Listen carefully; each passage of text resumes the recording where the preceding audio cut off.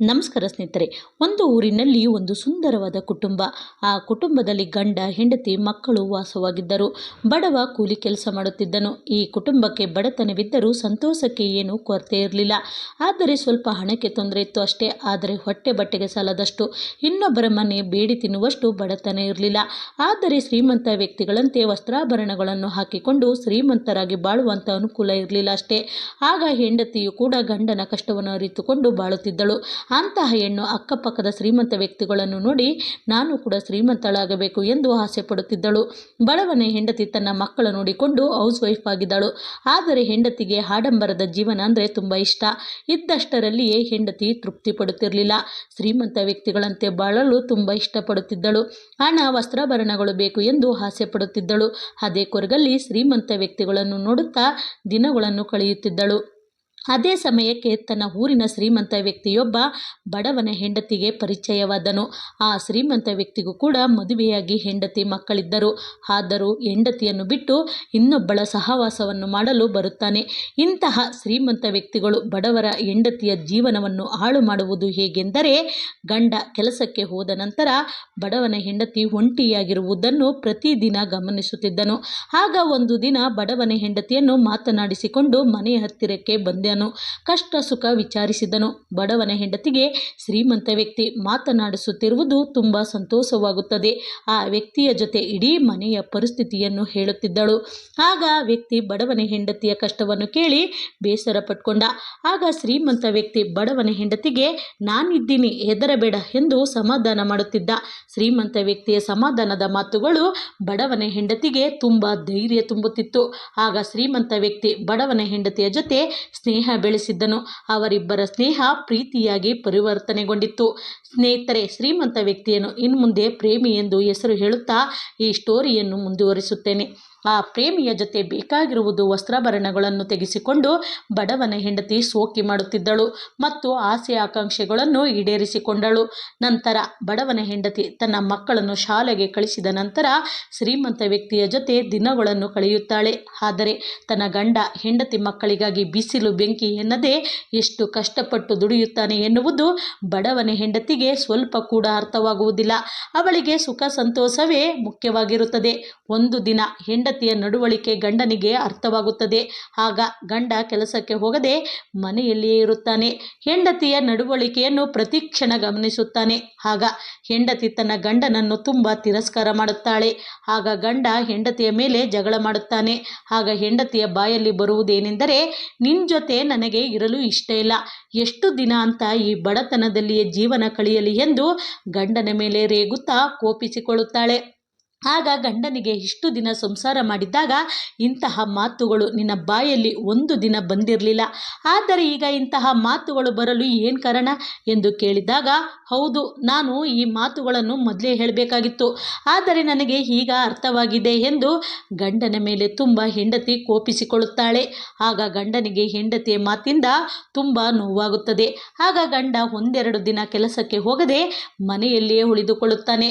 ಆಗ ಹೆಂಡತಿಗೆ ತುಂಬ ಕೋಪ ಬರುತ್ತದೆ. ಆಗ ಹೆಂಡತಿ ಗಂಡನಿಗೆ ಕೆಲಸಕ್ಕೆ ಹೋಗು ಎಂದು ಹೇಳುತ್ತಾಳೆ.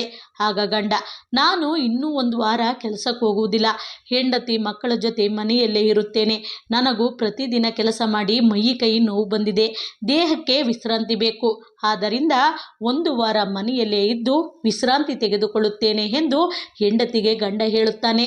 ಆಗ ಹೆಂಡತಿ ಇನ್ನೇನು ಮಾಡಲು ಸಾಧ್ಯ, ಸರಿ ಎಂದು ಬೈಕೊಂಡು ಸುಮ್ಮನಿರುತ್ತಾಳೆ. ಆಗ ಶ್ರೀಮಂತ ಪ್ರೇಮಿಗೆ ಬಡವ ಮನೆಯಲ್ಲೇ ಇರುವುದು ಸ್ವಲ್ಪ ಕೂಡ ಇಷ್ಟ ಇರುವುದಿಲ್ಲ.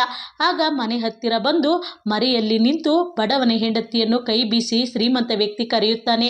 ಆಗ ಬಡವನ ಹೆಂಡತಿ ಬರುತ್ತಾಳೆ.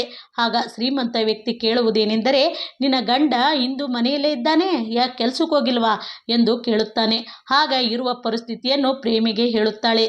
ಆದರೆ ಪ್ರೇಮಿಗೆ ಅವಳ ಗಂಡ ಮನೆಯಲ್ಲಿ ಇರುವುದು ಸ್ವಲ್ಪ ಕೂಡ ಇಷ್ಟ ಇರುವುದಿಲ್ಲ. ನಮ್ಮಿಬ್ಬರ ಪ್ರೀತಿಗೆ ಬಡವ ಅಡ್ಡಿಯಾಗುತ್ತಾನೆ ಎಂದು ಶ್ರೀಮಂತ ಪ್ರೇಮಿ ಬಡವನನ್ನು ಸಾಯಿಸಬೇಕು ಎಂದು ನಿರ್ಧಾರ ಮಾಡುತ್ತಾನೆ. ಆದರೆ ಸಾಯಿಸಿದರೆ ನಾನು ಜೈಲಿಗೆ ಹೋಗಬೇಕಾಗುತ್ತದೆ, ಆದ್ದರಿಂದ ಸಾಯಿಸುವುದು ಬೇಡ, ಬೇರೆ ದಾರಿ ಹುಡುಕಿಕೊಳ್ಳಬೇಕು ಎಂದು ಒಳಗೊಳಗೆ ಸ್ಕೆಚ್ ಆಗ್ತಾನೆ. ಶ್ರೀಮಂತ ವ್ಯಕ್ತಿಯ ಸ್ಕೆಚ್ ಏನೆಂದರೆ, ಬಡವನನ್ನು ಸಾಯಿಸುವ ಬದಲಾಗಿ ಬಡವನ ಹೆಂಡತಿಯನ್ನು ಮನೆ ಬಿಟ್ಟು ಕರೆದುಕೊಂಡು ಎಲ್ಲಾದರೂ ದೂರ ಹೋಗೋಣ ಎಂದು ನಿರ್ಧಾರ ಮಾಡುತ್ತಾನೆ. ಕೊನೆಗೆ ಕರೆದುಕೊಂಡು ಹೋಗುತ್ತಾನೆ. ಆಗ ಬಡವನಿಗೆ ಮತ್ತು ಮಕ್ಕಳಿಗೆ ಊರಿನವರಿಂದ ತುಂಬ ಅವಮಾನವಾಗುತ್ತದೆ. ಆದರೂ ಮಕ್ಕಳಿಗಾಗಿ ಅವಮಾನವನ್ನು ಸಹಿಸಿಕೊಳ್ಳುತ್ತಾನೆ. ಎಲ್ಲ ನೋವನ್ನು ಮನಸ್ಸಿನಲ್ಲಿ ಇಟ್ಕೊಂಡು ತನ್ನ ಮಕ್ಕಳಿಗಾಗಿ ಬದುಕುತ್ತಾನೆ. ತನ್ನ ಬದುಕನ್ನು ತನ್ನ ಮಕ್ಕಳಿಗಾಗಿ ಮೀಸಲಿಡುತ್ತಾನೆ.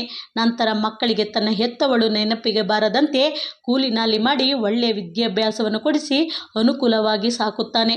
ಬಡವನು ಕೂಡ ಇಂದು ಸಂತೋಷವಾಗಿ ಬಾಳುತ್ತಿದ್ದಾನೆ. ಆದರೆ ಬಡವ ಇನ್ನೊಂದು ಮದುವೆಯಾಗಿಲ್ಲ. ಆದರೆ ಓಡಿ ಹೋದ ಬಡವನ ಹೆಂಡತಿ ಪ್ರೇಮಿ ಜೊತೆ ಸ್ವಲ್ಪ ದಿನ ಸುಖವಾಗಿ ಬೇರೆ ಮನೆ ಮಾಡಿಕೊಂಡು ದಿನಗಳನ್ನು ಕಳೆಯುತ್ತಾಳೆ. ಬಡವನ ಹೆಂಡತಿಗೆ ಇದೇ ಥರ ನಮ್ಮ ಜೀವನ ಸುಖವಾಗಿ ಇರುತ್ತದೆ ಎಂಬ ಭ್ರಮೆಯಲ್ಲಿಯೇ ಇರುತ್ತಾಳೆ. ಆದರೆ ಮುಂದೆ ಅವಳ ಜೀವನದಲ್ಲಿ ನಡೆಯುವ ಘಟನೆಯೇ ಬೇರೆ. ಅದೇನೆಂದರೆ, ಓಡಿ ಹೋದ ನಂತರ ಕೆಲವು ದಿನಗಳಲ್ಲಿ ಪ್ರೇಮಿಗೆ ಬಡವನ ಹೆಂಡತಿಯನ್ನು ಕಂಡರೆ ಅಸಹ್ಯ ಹುಟ್ಟುತ್ತದೆ. ಆಗ ಬಡವನ ಹೆಂಡತಿಯನ್ನು ಸರಿಯಾಗಿ ಪ್ರೇಮಿ ಮಾತನಾಡಿಸುವುದಿಲ್ಲ. ಆಗ ಬಡವನ ಹೆಂಡತಿಗೆ ಪ್ರೇಮಿಯ ಮೇಲೆ ತುಂಬ ಕೋಪ ಬರುತ್ತದೆ. ಆಗ ಅವಳು ಶ್ರೀಮಂತ ಪ್ರೇಮಿಗೆ ಕೇಳುವುದೇನೆಂದರೆ, ಯಾಕೆ ನನ್ನನ್ನು ಇತ್ತೀಚೆಗೆ ತಿರಸ್ಕಾರ ಮಾಡುತ್ತಿರುವೆ? ನಾನು ತಪ್ಪು ಮಾಡಿರುವುದಾದರೂ ಏನು? ನೀನು ನನ್ನನ್ನು ಬಿಟ್ಟರೆ ನನಗೆ ಮುಂದೆ ಗತಿ ಯಾರು? ನಾನು ಗಂಡ ಮಕ್ಕಳನ್ನು ಬಿಟ್ಟು ನಿನ್ನ ಜೊತೆ ಬಂದಿದ್ದೇನೆ ಎಂದು ಹೇಳಿದಾಗ ಪ್ರೇಮಿಯ ಬಾಯಲ್ಲಿ ಬರುವುದೇನೆಂದರೆ, ನಾನು ಗಂಡಸು, ನಾನು ಕರೆಯುತ್ತೇನೆ. ನಾನು ಯಾವ ಆಟ ಆಡಿದರೂ ಈ ಸಮಾಜ ನನ್ನನ್ನು ಕೇಳುವುದಿಲ್ಲ. ಆದರೆ ನೀನು ಹೆಂಗಸು, ನಿನಗೆ ಮಾನ ಮರ್ಯಾದೆ ಬೇಡವಾ? ನಾನು ಕರೆದೆ ಎಂದು ಹೇಗೆ ಬಂದೆ? ನಿನ್ನ ಸುಖ ಸಂತೋಷಕ್ಕಾಗಿ ಗಂಡ ಮಕ್ಕಳನ್ನು ಬಿಟ್ಟು ನನ್ನ ಜೊತೆ ಬಂದಿರುವೆ. ಇನ್ನೊಬ್ಬ ಶ್ರೀಮಂತ ವ್ಯಕ್ತಿ ಸಿಕ್ಕಿದರೆ ಆ ವ್ಯಕ್ತಿಯ ಜೊತೆ ನೀನು ಹೋಗಿವೆ. ಅಂದ ಮೇಲೆ ನೀನು ವೇಶ್ಯೆಗೆ ಸಮಾನ. ನಿನಗಾಗಿ ನನ್ನ ಹೆಂಡತಿ ಮಕ್ಕಳನ್ನು ಬಿಟ್ಟು ಬಂದಿರುವೆ. ನಾನು ನನ್ನ ಹೆಂಡತಿ ಮಕ್ಕಳಿಗೆ ಕ್ಷಮೆ ಕೇಳಿಬಿಟ್ಟು ನನ್ನ ಮನೆಗೆ ಹೋಗುವೆನು. ನೀನು ಬೇಕಾದರೆ ನಿನ್ನ ಮನೆಗೆ ಹೋಗು, ನಿನ್ನ ಸಹವಾಸ ಬೇಡ ಎಂದು ಬೈದು ಬಡವನ ಹೆಂಡತಿಗೆ ಪ್ರೇಮಿ ಕಳಿಸುತ್ತಾನೆ. ಆಗ ಬಡವನ ಹೆಂಡತಿಗೆ ಈ ಕಡೆ ಗಂಡನೂ ಇಲ್ಲ, ಇನ್ನೊಂದು ಕಡೆ ಪ್ರೇಮಿನೂ ಇಲ್ಲ. ಅಂತಹ ಪರಿಸ್ಥಿತಿಯಲ್ಲಿ ಆ ಬಡವನ ಹೆಂಡತಿ ಭಿಕ್ಷುಕರಿಗಿಂತಲೂ ಕೀಳಾಗಿ ಬಾಳುತ್ತಾಳೆ. ಅಂದರೆ ಒಬ್ಬ ಗಂಡು ಮತ್ತೆ ಪುನಃ ಹೆಂಡತಿ ಮಕ್ಕಳನ್ನು ಸೇರಬಹುದು, ಆದರೆ ಹೆಂಡತಿ ಮತ್ತೆ ಗಂಡ ಮಕ್ಕಳನ್ನು ಸೇರಲು ಸಾಧ್ಯವಿಲ್ಲ. ಆದ್ದರಿಂದ ಮದುವೆಯಾದ ನಂತರ ಪ್ರೀತಿಯ ವ್ಯಾಮೋಹಕ್ಕೆ ಬೀಳುವ ಮುಂಚೆ ಹಿಂದೆ ಮುಂದೆ ಒಂದು ಹೆಣ್ಣು 100 ಬಾರಿ ಯೋಚಿಸಬೇಕು. 2 ದೋಣಿಯ ಮೇಲೆ ಒಂದು ಹೆಣ್ಣು ಕಾಲಿಟ್ಟರೆ ಹೆಣ್ಣೆ ಬೀಳುತ್ತಾಳೆ ಹೊರತು ಗಂಡು ಮಕ್ಕಳಲ್ಲ. ಆಗ ಇಡೀ ಒಂದು ಹೆಣ್ಣಿನ ಜೀವನ ಸರ್ವನಾಶವಾಗುತ್ತದೆ. ಇಂತಹ ಅನೈತಿಕವಾಗಿ ಸಂಬಂಧವನ್ನು ಹೊಂದಿರುವಂತಹ ಪ್ರತಿಯೊಬ್ಬ ಹೆಣ್ಣಿಗೂ ನಾನು ಹೇಳುವುದೇನೆಂದರೆ, ಗಂಡ ಕುರುಡನೋ ಕುಂಟನೋ ಬಡವನೋ ಶ್ರೀಮಂತನೋ ನಮ್ಮ ಹಣೆ ಬರಹ ಎಂದು ಅನುಭವಿಸಬೇಕು. ಬಡತನ ಇದೆ ಎಂದು ಕೆಟ್ಟ ದಾರಿಯನ್ನು ಹಿಡಿದರೆ ಹಾಳಾಗುವುದು ನಿಮ್ಮ ಕುಟುಂಬವೇ ಹೊರತು ಹಾಳು ಮಾಡಿದ ವ್ಯಕ್ತಿಗಳದ್ದಲ್ಲ. ಅರ್ಥ ಮಾಡಿಕೊಳ್ಳಿ. ಮುಂದೆ ನಾನು ಇಂತಹ ಕೆಟ್ಟ ಬುದ್ಧಿಯನ್ನು ಕಲಿತರೆ ನಮ್ಮ ಮಕ್ಕಳ ಮೇಲೆ ಪರಿಣಾಮ ಬೀಳುತ್ತದೆ ಎಂಬ ಸ್ವಲ್ಪ ಕೂಡ ಭಯ ಎನ್ನುವುದೇ ಇರುವುದಿಲ್ಲ. ವಯಸ್ಸಿದ್ದಾಗ ಇಂತಹ ಕೆಟ್ಟ ಹೆಂಗಸರಿಗೆ ಹಣವೇ ಮುಖ್ಯವಾಗಿರುತ್ತದೆ, ಕುಟುಂಬ ಮುಖ್ಯವಾಗಿರುವುದಿಲ್ಲ. ಮುಂದೊಂದು ದಿನ ಮಕ್ಕಳು ವಯಸ್ಸಿಗೆ ಬಂದಾಗ ಊರಿನವರೆಲ್ಲ ನಿಮ್ಮ ಮಕ್ಕಳಿಗೆ ನಿಮ್ಮ ಅಮ್ಮ ಬೇರೆಯವರ ಮನೆಯನ್ನು ಹಾಳು ಮಾಡಿದ್ದಾಳೆ, ನೀವೆಷ್ಟು ಮನೆಯನ್ನು ಹಾಳು ಮಾಡುತ್ತೀರಾ ಎಂದು ವ್ಯಂಗ್ಯವಾದ ಮಾತುಗಳಿಂದ ನಿಮ್ಮ ಮಕ್ಕಳಿಗೆ ಅವಮಾನ ಮಾಡುತ್ತಾರೆ. ನೀವೇನೋ ಗಂಡ ಮಕ್ಕಳನ್ನು ಬಿಟ್ಟು ಇನ್ನೊಬ್ಬನ ಜೊತೆ ನಿಮ್ಮ ಸುಖ ಸಂತೋಷಕ್ಕಾಗಿ ಹೋಗುತ್ತೀರಾ. ಆದರೆ ಈ ಸಮಾಜ ನಿಮ್ಮ ಗಂಡ ಮಕ್ಕಳಿಗೆ ಜೀವನ ಪೂರ್ತಿ ಅವಮಾನ ಮಾಡುತ್ತದೆ. ಉದಾಹರಣೆಗೆ, ಒಂದು ಪಕ್ಷಿ ಬಲೆಯಲ್ಲಿ ಬೀಳುತ್ತಿದೆ ಎಂದರೆ ಮಿಕ್ಕಿದ ಪಕ್ಷಿಗಳೆಲ್ಲ ಬೀಳುತ್ತವೆ. ಅಂದರೆ ಮನೆಯಲ್ಲಿ ಹೆತ್ತವರೇ ಸರಿ ಇಲ್ಲದಿದ್ದರೆ ಮನೆ ಮಕ್ಕಳೆಲ್ಲ ಹಾಳಾಗುತ್ತಾರೆ. ನೆನಪಿರಲಿ, ಇಡೀ ಮನೆಯೇ ಸರ್ವನಾಶವಾಗುತ್ತದೆ. ಆದ್ದರಿಂದ ಒಂದು ಹೆಣ್ಣು ಪ್ರತಿಯೊಂದನ್ನು ಅರಿತುಕೊಂಡು ಬಾಳಬೇಕು.